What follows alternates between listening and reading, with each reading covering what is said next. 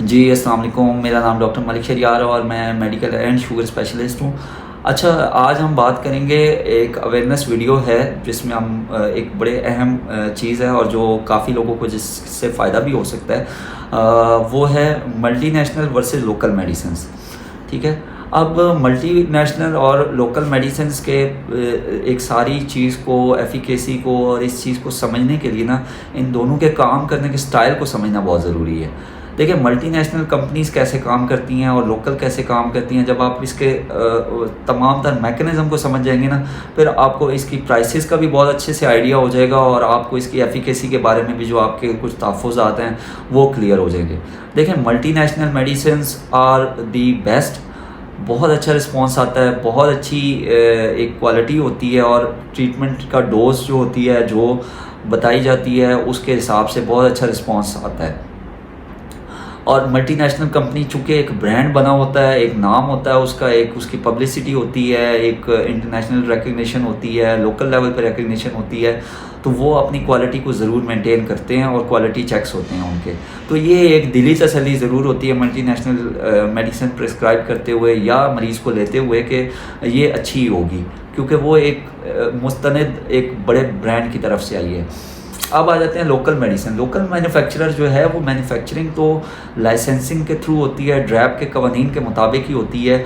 और अगर उसमें से जैसे मशहूरी होती है कि जी थर्ड क्लास मेडिसिन है, वो थर्ड क्लास मेडिसिन क्यों होती है, वो क्यों मार्केट में आती है, वो कैसे सर्कुलेट होती है, वो अभी आप मैकेनिज़्म समझेंगे तो आपको समझ आ जाएगी। अदरवाइज़ ये नहीं हम कह सकते कि हर लोकल मैन्युफैक्चरर की दवाई ही लो क्वालिटी मेडिसिन है, या अगर वो लोकल मैन्युफैक्चरर है तो वो लो क्वालिटी। लोकल मेडिसिन को लोकल मेडिसिन क्यों कहते हैं? वो इसलिए कहते हैं कि मिसाल के तौर पे मेरी कंपनी है, इधर बनी है इस्लामाबाद में, तो मेरी इस्लामाबाद में कंपनी है, तो मैं कोशिश करूँगा इस्लामाबाद पिंडी के रीजन्स में वो सप्लाई करूँ।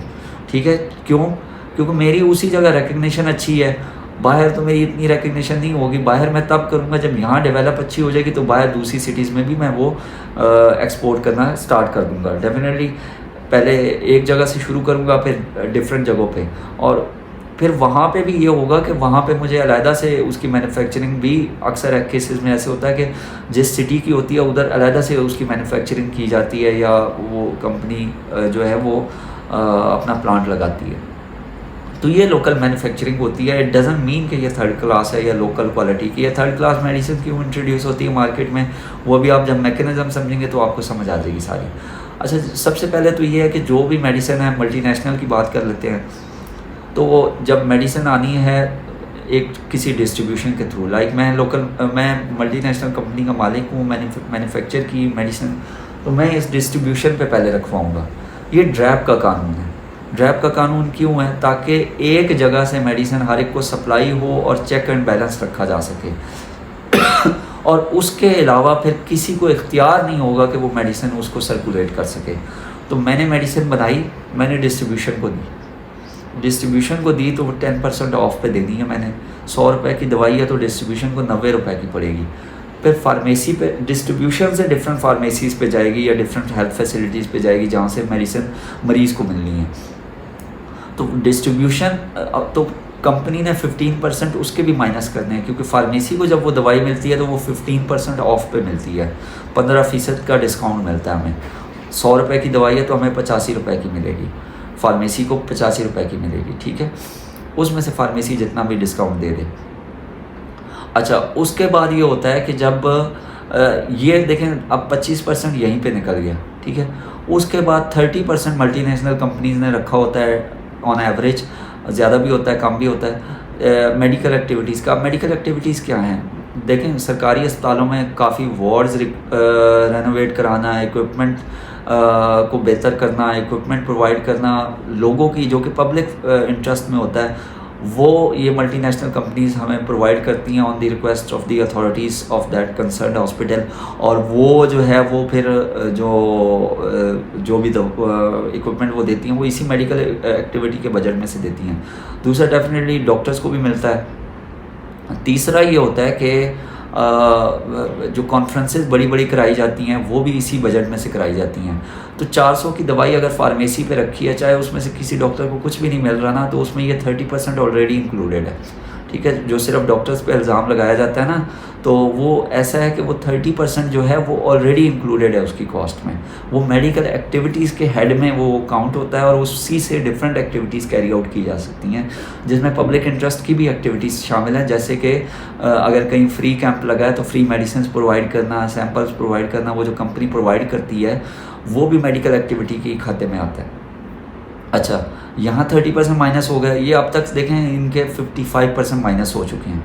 30% ये, 15% फार्मेसी का, 10% डिस्ट्रीब्यूशन का। उसके बाद मेडिकल रिप्रेजेंटेटिव्स रखे होते हैं, वो रैप्स डिफरेंट फार्मेसीज़ पे जाते हैं कि हमारी दवाई अवेलेबल कराएं ताकि लोगों को दस्तियाब हो सके, या डॉक्टर्स के पास जाते हैं कि हमारी दवाई लिखें।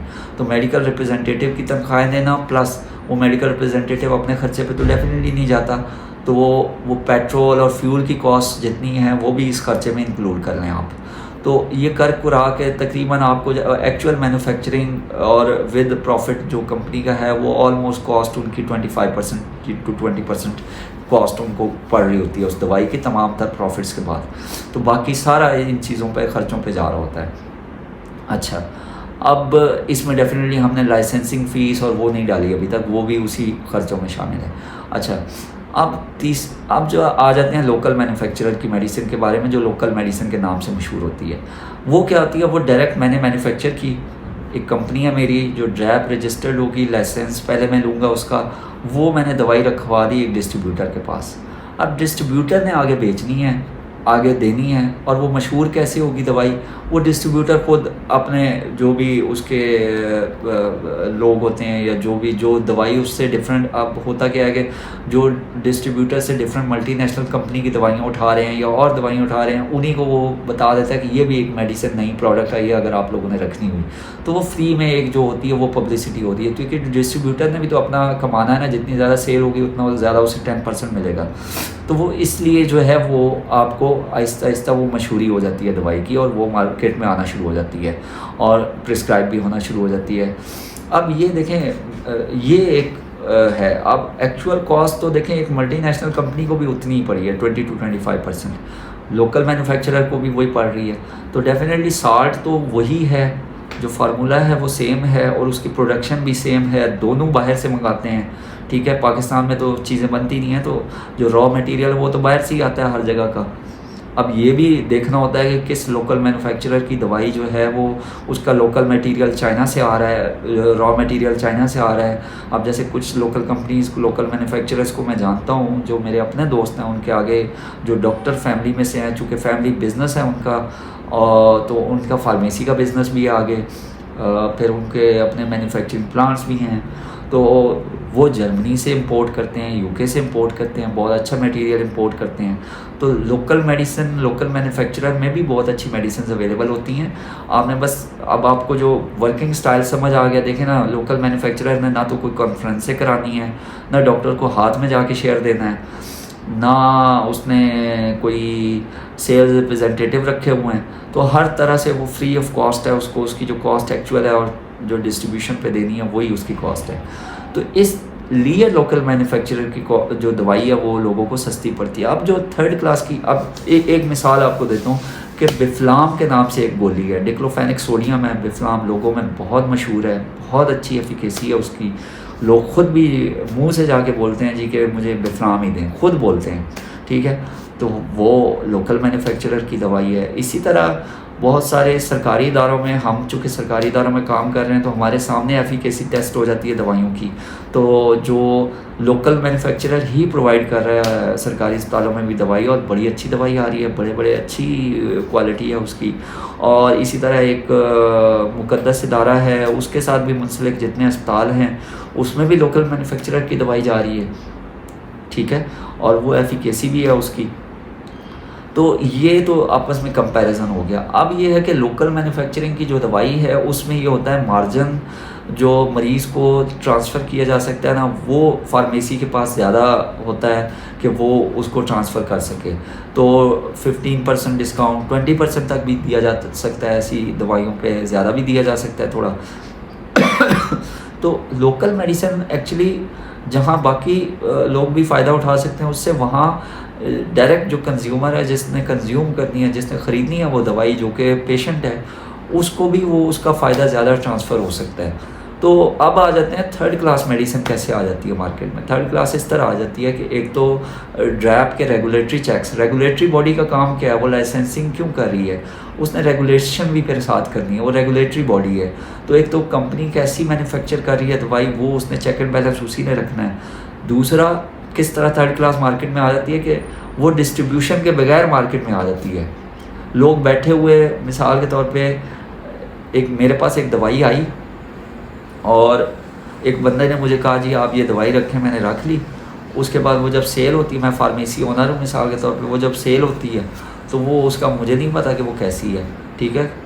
डायरेक्ट आ गई, डायरेक्ट रूट से आ गई मेरे पास, मैंने भी दोस्ती यारी में या प्रॉफिट के लिए रख लिया। अगर मैं फार्मासिस्ट हूँ मिसाल के तौर पर, फार्मेसी ओनर हूँ, ठीक है, मैंने रख ली और वो मशहूर हो जाएगी जी, और वो दवाई निकलना शुरू हो जाएगी, लेकिन बाद में पता लगेगा उसकी एफिकेसी कोई नहीं है। तो जो डिस्ट्रीब्यूशन के थ्रू आती है उसका ये है कि एटलीस्ट रेगुलेटरी बॉडीज़ को पता होता है कहाँ से आई है, चैनल क्या है, कौन उसका मैन्युफैक्चरर है, और फिर वो रेगुलेटरी बॉडीज़ का काम है कि उसको चेक एंड बैलेंस रखना कि वो थर्ड क्लास अगर दवाई कोई कंपनी की निकलती है या वो बना रही है तो वो रेगुलेटरी बॉडी का काम है कि वो उसको चेक करे, पनिश करे और उसको लाइसेंस उसका कैंसिल करे। तो ये एक मैकेनिज़्म है जिससे थर्ड क्लास मेडिसिन जो है वो मार्केट में आ जाती है कि डायरेक्ट रूट से आ जाती है एक तो, या डिस्ट्रीब्यूटर को अगर वो पैसे ज़्यादा लगाते हैं तो उसके थ्रू। लेकिन अगर किसी भी फार्मेसी पे डिस्ट्रीब्यूटर के थ्रू मेडिसिन आ रही है तो एटलीस्ट फार्मेसी सेफ़ हो जाती है कि उन्होंने अपना फ़र्ज़ अदा कर दिया कि डिस्ट्रीब्यूटर के थ्रू मेडिसिन आई है।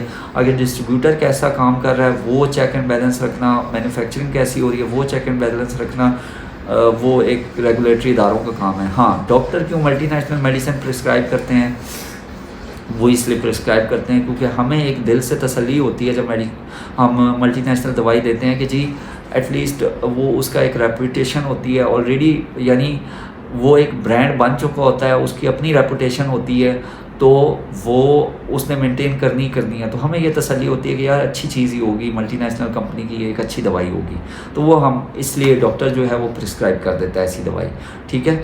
अदरवाइज़ फ़ायदा उठाना हो तो वो तो उसकी अगर सिर्फ बात की जाए तो वो मैंने आपको मेडिकल एक्टिविटीज़ के हेड में गिनवा दिया है कि वो आप चाहे दवाई डॉक्टर फ़ायदा उठा रहा हो या ना उठा रहा हो, दोनों सूरतों में उस दवाई की जो प्राइसिंग है उसमें वो कॉस्ट इंक्लूडेड है और वो मेडिकल एक्टिविटीज़ के अंडर इंक्लूडेड है। उसमें कोई भी एक्टिविटी हो सकती है, वो पेशेंट फ्रेंडली एक्टिविटीज़ भी हो सकती है, like free camps, free medicine and जो अस्पतालों में रेनोवेशन की जाती है, फ्री बेड्स प्रोवाइड किए जा सकते हैं, फ्री इक्विपमेंट प्रोवाइड किया जा सकता है, तो वो मरीज़ों का ही फ़ायदा हो रहा होता है उसमें। तो ये सारा मैकेनिज़्म है। आई होप सो कि आपको मैकेनिज़्म समझ आया होगा। तो इस मैकेनिज़्म को आप समझ लेंगे तो आपको समझ आ जाएगी कि लोकल मेडिसिन को भी आउटराइट आप रिजेक्ट नहीं कर सकते।